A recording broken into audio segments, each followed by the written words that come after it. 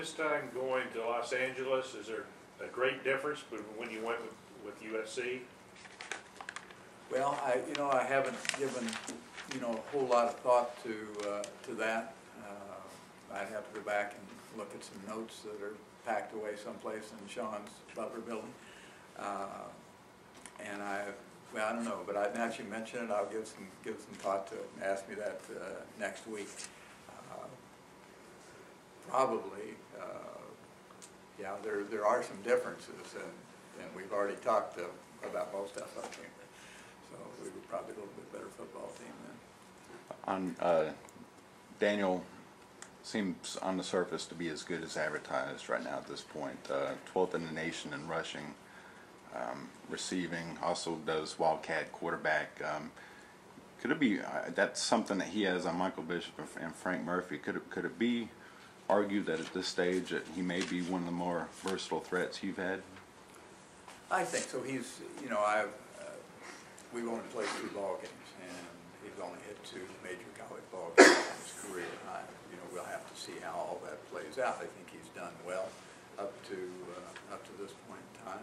He does have versatility, quite obviously. I don't know about. I don't look at those kind of things in regards to where he's ranked in the conference or nationally as far as rushing. I think maybe he's got a lot of yards, but I look at where if I were going to ask about the rankings, and I don't know the answer to the question, I'd say where does he rank in yards per carry? You give a guy the ball 100 times in a ball game and he get 100 yards, but that that doesn't probably didn't help you. But he's he made some athletic plays in the ball game. I remember one time he on their sideline he ran a perimeter play and jumped over a defensive back, maybe miss a tackle. So yeah, he's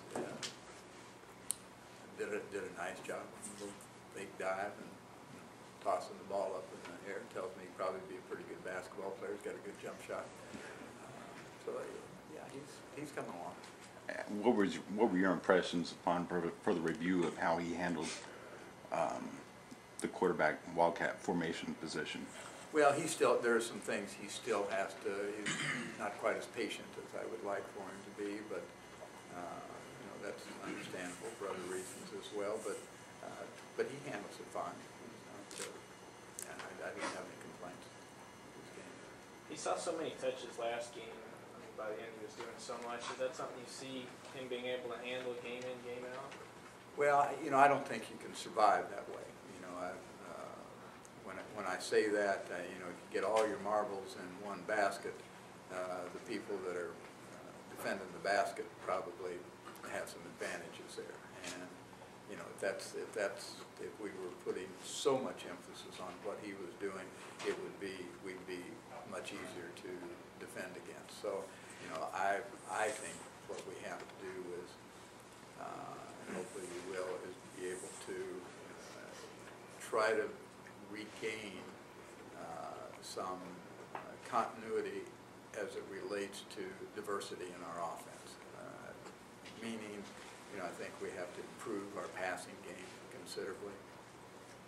I think we have to improve our ability to run the ball with other people as well, and not get such a great reduction in terms of what we do on offense and who we do it with. Because you're playing against not only good players, but you're playing against good coaches as well, wherever you go to play. And the more compact you become, the easier it is for them to defend. So was the decision to play him so much and Valentine so little just because he was kind of having the hot hand? Well, I think that's true with probably with any position. You ask about the quarterback position. The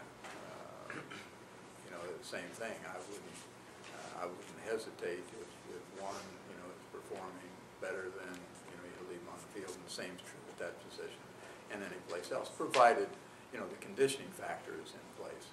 And I was pleased that Daniel, as many touches as he did, seemed to not be gassed. So his conditioning is But, and that doesn't, you know, and it was exactly that, because Keithan is, you know, I like what he does, and he adds to he helps our